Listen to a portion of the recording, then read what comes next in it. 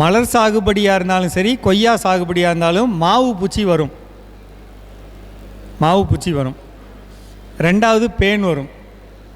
மூணாவது முருங்கை வச்சுருக்கவங்களுக்கெல்லாம் இந்த சீடை நோய் வரும். சீடை நோய் அந்த அந்த அது வருங்க. அடுத்து நாலாவது, எல்லா பயிர்லேயுமே இனம் புரியாத ஒரு பூச்சி தாக்கம் வரும். இனம் புரியாத அப்படின்னா, இப்போ உதாரணத்துக்கு ஒன்று சொல்கிறேங்க. சாறு உறிஞ்சும் பூச்சிக்கு நம்ம உயிர் வழியில் கொடுக்க வேண்டிய திரவம் வந்து வெர்டிசிலியம் லக்கானி. இப்போ மூட்டை பூச்சி இருக்கு இல்லைங்களா, மூட்டை பூச்சியை கையில் வச்சு அமுக்குனா நசுங்கிடணும். கரெக்டாக? அதான் வந்து மெல்லிய தோல் உள்ள பூச்சி, மூட்டை பூச்சி. இப்படி அமுக்குனா செத்தரணும். அப்படின்னு நினச்சி வெர்டிசிலியம் கொடுத்தா கேட்க மாட்டேங்குதுங்க. ஒரு வண்டா நினச்சி மெட்டாரைசியம் கொடுத்தா செத்து போயிடுதுங்க. நம்ம என்ன நினைக்கிறோம், அது மெல்லிய தோல் அமைப்பு உள்ளது அப்படின்னு நினச்சி நம்ம செய்கிறோம். இதை தான் நான் வித்தியாசமானதுன்னு ஒரு வார்த்தையை சொல்கிறேன். அப்போ இதெல்லாம் நம்ம தோட்டத்துக்கு வரக்கூடாதுன்னா, இன்னையிலேருந்து நம்ம செய்ய வேண்டிய விஷயம் என்னென்னா, 5 லிட்டர் தண்ணியில்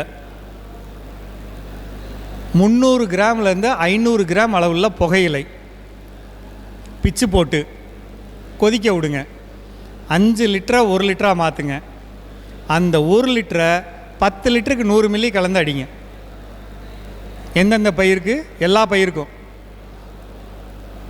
கொய்யா, எலுமிச்சை, பப்பாளி, முக்கியமாக பப்பாளி, மாதுளை, மா, அடுத்து யாருக்கெல்லாம் பூ வரணுமோ அவங்க மா. இது அடிப்படைங்க. அடுத்து முக்கியமாக மரவள்ளிங்க. மரவள்ளியில் அடுத்து வைரஸ்னு நம்ம குழுவிலே பார்த்திங்கன்னா வரும், பேச்சு வரும். இலைக்கு பின்னாடி கண்ணுக்கு தெரியாத இந்த ரொம்ப குட்டியாக பச்சை கலரில் ஒரு பூச்சி இருக்கும். அதே மாதிரி வெள்ளை கலரில் பூச்சி இருக்கும். இது இருந்தாலே கத்திரிக்காயில், இதில், தக்காளியில் அடுத்து வைரஸ் நோய் வரப்போகுதுன்னு அர்த்தங்க. இந்த மாதம் வருங்க. கொஞ்சம் தயவுசெய்து முன்கூட்டியே சொல்கிறேன், இந்த தயார் பண்ணுங்க, தெளிங்க. அதே மாதிரி நம்ம குழுவில் போடக்கூடிய இன்னொரு முக்கியமான திரவங்கள்லாம் என்ன? ஒன்று புகையிலை கரைசல், இன்னொன்று கற்பூர கரைசல், அக்னி அஸ்திரம், பத்திலை கஷாயம். இந்த பத்திலை கஷாயம் ரொம்ப சூப்பரான ஒரு திரவங்க. இந்த பத்திலை கஷாயத்தில் இருக்க வேண்டிய முக்கியமான இலை என்ன அப்படின்னா, தும்பை செடியும் தும்பை இருக்கணுங்க, நொச்சி இருக்கணுங்க. இது 2 இருந்தால் புழு இருக்காதுங்க. தும்பையும் நொச்சியும் இருந்தால் புழு இருக்காது. எந்த பூச்சியும் வரக்கூடாதுன்னா, அடுத்த மற்ற இலைகள் இருக்குது. எதெல்லாம் இருக்குது? முக்கியமாக கொய்யா இலை, நாட்டு சீத்தா, 3வது வந்து ஊமத்தை. இந்த இலைய இதோட வேறு எந்த வேப்ப இலை, புங்க இலையெல்லாம் சேர்த்துக்கலாம். இது ரொம்ப அடிப்படையாக இருக்க வேண்டிய இலை. இதை எப்படி அரைக்கலாம்? செய்ய நிறைய பேர் சிரமப்படுறாங்க. உங்கள் வீட்டில் ஒரு பானை இருந்தால் தண்ணியை நிறச்சிக்கங்க. ஒரு 3/4 பானை தண்ணியை நிறச்சிட்டு கொதிக்க விடுங்க. ஒரு கைப்பிடி இலையை அள்ளி அதுக்குள்ளே போட்டு அமுக்கி விடுங்க. ஒரு 10 நிமிஷத்தில் பார்த்திங்கன்னா அப்படியே நொதிச்சு போய் அப்படியே மிதக்கும்.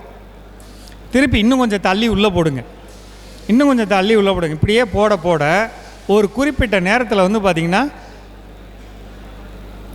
ஒரு கஷாயம் மாதிரி ஆயிரும். இலை இருக்கும், கஷாயம் மாதிரி ஆகிடும். இந்த கஷாயத்தை நம்ம ட்ரம்மில் நம்ம போட்டு வைக்கிறோம் இல்லைங்களா.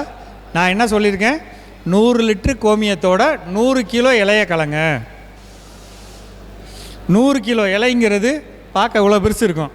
இதை தூக்கி அதுக்குள்ளே அமுக்க முடியாது. அப்போ அமுக்கணும்னா என்ன செய்யணும்? கொதிக்க வச்சு அமுக்கிடணும். சீக்கிரம் ரெடி ஆகும். ஒரு சில விவசாயிகள் என்ன பண்ணுறாங்க, இலையை கீழே போட்டு, முக்கியமாக பப்பாளி இலை மாதிரி இலையெல்லாம் கீழே போட்டு குச்சி எடுத்து அடிக்கிறது. அடித்து அந்த நரம்பெல்லாம் பிச்சு விட்றது. பிச்சு விட்டதுக்கப்புறம் தூக்கி உள்ளே அமுக்கிறது. அப்பையும் அமுங்கும். இதெல்லாம் கஷ்டப்பட்டு செஞ்சிட்றீங்கள. எங்கே தப்பு பண்ணுறோம்? மூடி வைக்க மாட்டேங்கிறோம். பத்திலை கஷாயம் எதுக்கு கொடுக்குறோம்? ஒவ்வொரு பயிர்களுக்கும் 5 வகையான பூச்சி இருக்குது. குறைஞ்சபட்சம் 3 வகையான பூச்சி இருக்குது. ஒரு கத்திரிக்காயில் வர்ற பூச்சி தக்காளிக்கு வராது. மிளகாய்க்கு வராது. அந்த பூச்சிக்கு நான் பறந்து போகிறப்ப வர வாடையை வச்சு இதுதான் கத்திரிக்கான்னு தெரியும். அந்த கத்திரிக்கான்னு தெரிய விடக்கூடாதுங்கிறது தான் பத்திலை கஷாயத்தோட முதல் அடிப்படை. ஐயா நம்மாழ்வார் சொல்லி கொடுத்தது என்னென்னா, இதை அடித்தோம்னா அந்த காட்டில் அந்த வாடை வந்ததுன்னா இது கத்திரிக்காய் இல்லைன்ட்டு அந்த பூச்சி போயிடும். முதல் காரியம் போகும், கண்டிப்பாக போகும். இரண்டாவது, இந்த இதை அடிக்கிறப்ப இதில் இருக்கக்கூடிய அமிலத்தன்மை எந்த அளவுக்கு அப்படின்னா, நீங்கள் கை வச்சு எடுக்கிறப்பே உங்களுக்கு கை சுறுசுருங்கும். அந்த அளவுக்கு எஃபெக்ட் இருக்கும். அதில் மூடியை திறக்கிறப்பே மூஞ்சியில் அப்படியே என்ன சொல்ல தலையை திருப்புற அளவுக்கு வாடை இருக்கும். மூடியை திறந்து கீழே வச்சுட்டு கையை வச்சிங்கனாலே ஒரு மாதிரி இருக்கும். அந்த அளவுக்கு அமில பொருளை நம்ம 10 லிட்டருக்கு 1/2 லிட்டர் கலந்து அடிக்கிறப்ப, நான் சொன்னேன் பார்த்தீங்களா, மோருக்கு இலையை கழுவி விட்டு எனக்கு வளர்ச்சி வரும்னு, அந்த எஃபெக்ட் கிடைக்கும். ஒரு புழு இருக்குன்னா அந்த புழு நகருது பார்த்தீங்களா, நகர் அந்த வரி இருக்குல்ல, அந்த வரியில் போய் இது பட்டுச்சுன்னா புழு செத்து போயிருங்க. இதுதான் அதோட அடிப்படை. ஆனால் என்ன நடக்குது, நம்ம மூடியை திறந்து வச்சிட்றோம். அந்த காற்றுல அந்த ஆவியெல்லாம் வெளியே போயிடுது, அடித்தாலும் கேட்க மாட்டேங்குது. இதை மட்டும் கவனிங்க. இனிமேல் வர காலத்தில் டைட்டாக மூடி வச்சு செய்யுங்க. ரொம்ப குறைவான செலவு. உதாரணத்துக்கு 200 லிட்டர் நீங்கள் தயார் பண்ணால் வருஷம் ஃபுல்லாக அடிக்கலாங்க. இப்போ உதாரணத்துக்கு நம்ம மாமரத்துக்கே அடிக்கணும்னா கூட இது இருந்தாலே போதுங்க, அடிச்சிடலாங்க. ஏன்னா இப்போ உதாரணத்துக்கு 10 லிட்டருக்கு 1/2 லிட்டர் கலக்குறோங்க. 1/2 லிட்டர் கலந்து அடிக்கிறப்ப நமக்கு ஒரு பெரிய அளவு தோட்டத்தை கூட நம்மளால் கவர் பண்ண முடியும். அதை நீங்கள் யோசிச்சு பாருங்கள், செய்யுங்க. சரிங்களா?